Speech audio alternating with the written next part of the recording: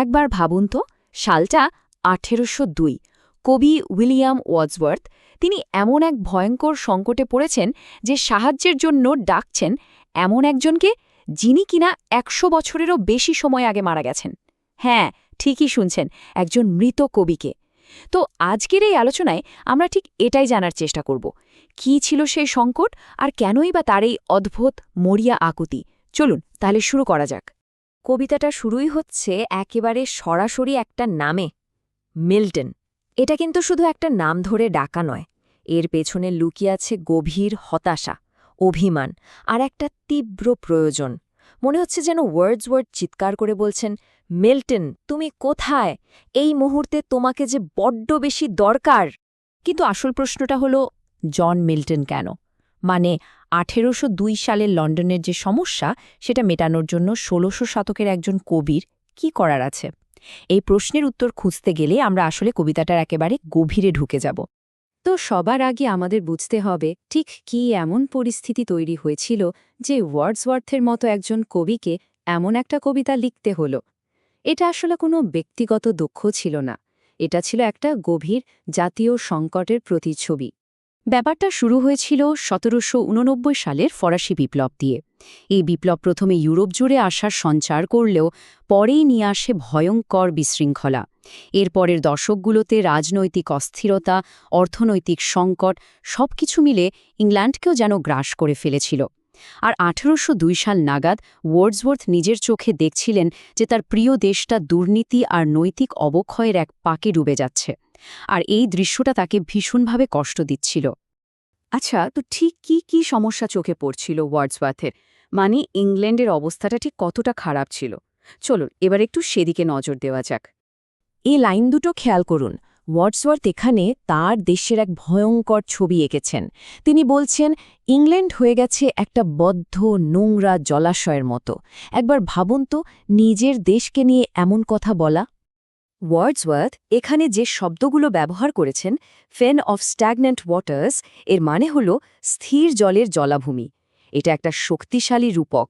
এর মাধ্যমে তিনি আসলে বোঝাতে চাইছেন যে ইংল্যান্ড তার জীবনী শক্তি, তার নৈতিকতা সব হারিয়ে ফেলেছে। ঠিক যেমন বদ্ধ পচা পানিতে কোনো প্রাণের স্পন্দন থাকে না, ইংল্যান্ডও যেন ঠিক তেমনই একটা প্রাণহীন স্থবির জায়গায় পরিণত হয়েছে। আর এই অবক্ষয়টা যে কতটা গভীরে চলে গিয়েছিল সেটা বোঝাতে গিয়ে ওয়ার্ডসওয়ার্থ সমাজের ৩টা মূল স্তম্ভের কথা বলেছেন। বেদি মানে ধর্ম আর আধ্যাত্মিকতা, তরবারি মানে সামরিক শক্তি আর নেতৃত্ব, আর কলম মানে সাহিত্য আর জ্ঞানচর্চা।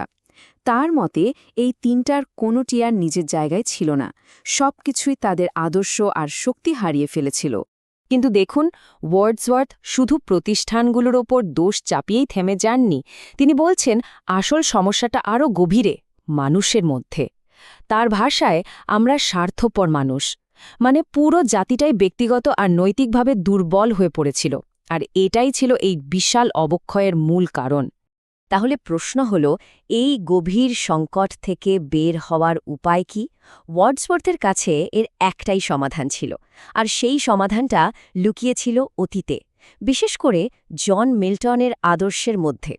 এই তুলনাটা দেখলেই ব্যাপারটা একেবারে পরিষ্কার হয়ে যায়। একদিকে ১৮০২ সালের পচনশীল, দুর্নীতিগ্রস্ত ইংল্যান্ড, আর অন্যদিকে জন মিল্টন, যার আত্মা ছিল তারার মতো উজ্জ্বল, কণ্ঠ ছিল সাগরের মতো শক্তিশালী। ওয়ার্ডসওয়ার্থের কাছে মিল্টনই ছিলেন সেই আদর্শ, সেই প্রতিষেধক, যা ইংল্যান্ডের অসুস্থ আত্মাকে সারিয়ে তুলতে পারত। ওয়ার্ডসওয়ার্থ আসলে মিল্টনের মধ্যে এমন কিছু অসাধারণ গুণ দেখতে পেয়েছিলেন যা তার সময়ের মানুষের মধ্যে খুঁজেই পাওয়া যাচ্ছিল না। যেমন ধরুন, তার তারার মতো বিশুদ্ধ আত্মা, সমুদ্রের মতো বলিষ্ঠ কণ্ঠ, আর দেশের প্রতি, সমাজের প্রতি একটা নিঃস্বার্থ কর্তব্যবোধ। ওয়ার্ডসওয়ার্থের বিশ্বাস ছিল এই গুণগুলোই পারে ইংল্যান্ডকে আবার তার পুরনো গৌরবে ফিরিয়ে আনতে।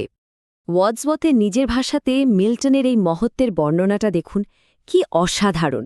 তোমার আত্মা ছিল একটি তারার মতো, তোমার এমন এক কণ্ঠ ছিল যার শব্দ ছিল সমুদ্রের মতো। এই উপমাগুলোর মাধ্যমে তিনি মিল্টনকে প্রায় একজন অতিমানব হিসেবে এঁকেছেন, এমন একজন যিনি এই জাগতিক নোংরামি থেকে অনেক দূরে, অনেক উঁচুতে বাস করতেন। এতক্ষণ তো আমরা কবিতার বিষয়বস্তু মানে কি বলা হচ্ছে তা নিয়ে কথা বললাম, কিন্তু এই কবিতার আসল জাদুটা শুধু এর কথায় নয়, এর গঠন আর ভাষার মধ্যেও লুকিয়ে আছে। চলুন এবার সেই কারিগরি দিকটা একটু সহজভাবে বোঝার চেষ্টা করি। দেখুন, একটা কথা কতটা শক্তিশালী হবে তা কিন্তু শুধু কথাটার ওপর নির্ভর করে না, কিভাবে বলা হচ্ছে তার ওপরেও নির্ভর করে। ওয়ার্ডসওয়ার্থ এখানে ঠিক সেই কাজটাই করেছেন। তিনি কবিতার ফর্ম আর ভাষাকে ব্যবহার করে তার বার্তাটাকে আরও অনেক বেশি জোরালো করে তুলেছেন। এই কবিতাটা আসলে একটা বিশেষ ধরনের সনেট, যাকে বলে পেট্রার্কান সনেট। এর গঠনটা খুব মজার।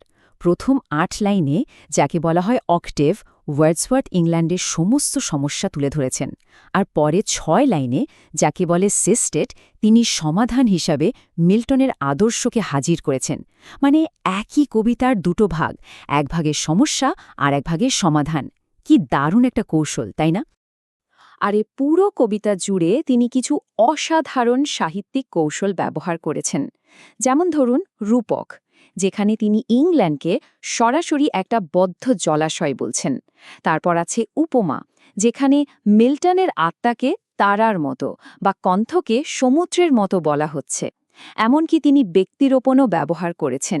ইংল্যান্ডকে এমনভাবে দেখিয়েছেন যেন সে একজন মানুষ যার সাহায্যের প্রয়োজন হতে পারে। সুতরাং সব মিলিয়ে এই কবিতার মূল বার্তাটা কি? বার্তাটা হল, মাঝে মাঝে বর্তমানের সংকট কাটাতে অতীতের আদর্শের দিকে ফিরে তাকাতে হয়। ওয়ার্ডসওয়ার্থের এই কবিতাটা ছিল ঠিক তেমনই একটা চেষ্টা, ইংল্যান্ডের ঘুমন্ত বিবেককে জাগিয়ে তোলার এক মরিয়া আহ্বান। আর এখানেই আজকের আলোচনাটা শেষ করা যাক একটা প্রশ্ন দিয়ে। আচ্ছা, ২০০ বছর পার হয়ে গেছে, কিন্তু ওয়ার্ডসওয়ার্থের এই আকুতি কি আজও প্রাসঙ্গিক? মনে হয় না? একবার ভাবুন তো, যদি ওয়ার্ডসওয়ার্থ আজকের এই দুনিয়াটা দেখতেন, তাহলে তিনি সাহায্যের জন্য কাকে ডাকতেন? কে হতেন তার সময়ের মিল্টন? প্রশ্নটা কিন্তু ভাবার মতো, তাই না?